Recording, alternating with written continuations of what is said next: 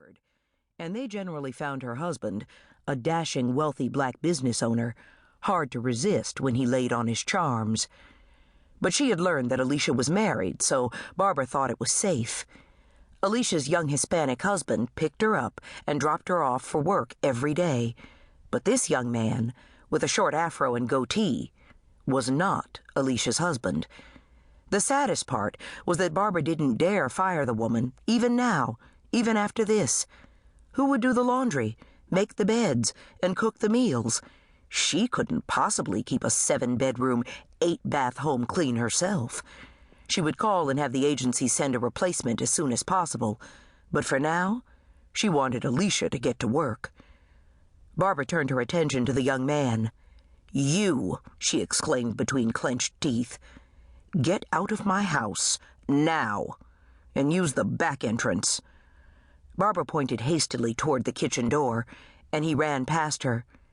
"And you, Alicia," she said as the woman reached for her G-string from atop the washing machine, "get back to work this minute." "My name is Aisha, miss." "Whatever." Barbara glanced at her with icy eyes. "Just get back to work.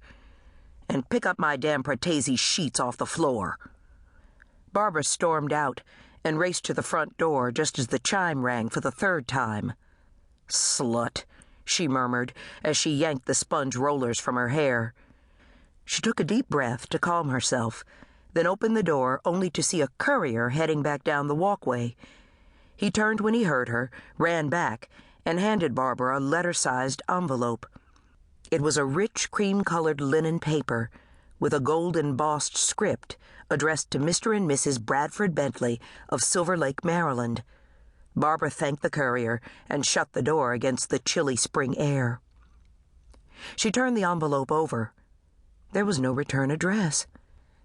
How odd, she thought, as she stuck a perfectly manicured forefinger, courtesy of Pearl's Salon and Spa, beneath the flap and tore the envelope open. It was an invitation to a formal housewarming party the next Saturday from their new mysterious neighbors down the block, the ones building the mega mansion reminiscent of a French chateau. Construction had begun almost a year ago and now looked near completion.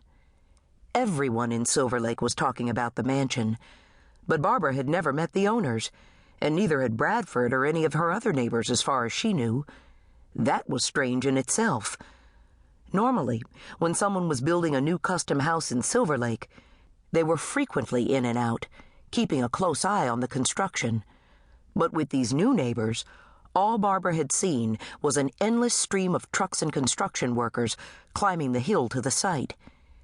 She placed the envelope on the hallway table for Bradford to see when he came in from the office. The invitation looked promising, provided Bradford hadn't made other plans. He was founder of a software and technology firm and one of the most successful black business owners in Prince George's County, Maryland. She and Bradford were always being invited somewhere. They had spent the previous weekend at the annual spring gala at the Kennedy Center in Washington, D.C. Bradford's firm, Digitech, was a key sponsor of the gala, and the Bentleys always attended.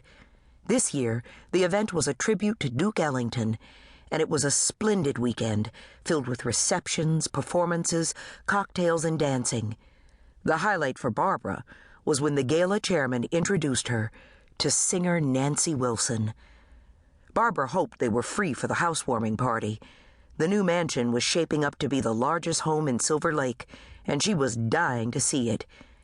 If it was half as fabulous inside as out, this party should be a real treat. She took a deep breath and glanced toward the kitchen. Now, to deal with the horny help. But first, she picked up the pack of Benson and Hedges and her gold cigarette lighter lying on the hallway table and lit up. It was a long-standing on-and-off-again habit. Currently, on again. But hell, it was better than her other on-again, off-again vice, a pint of Belvedere vodka daily. Thank goodness she had shed that habit a year ago.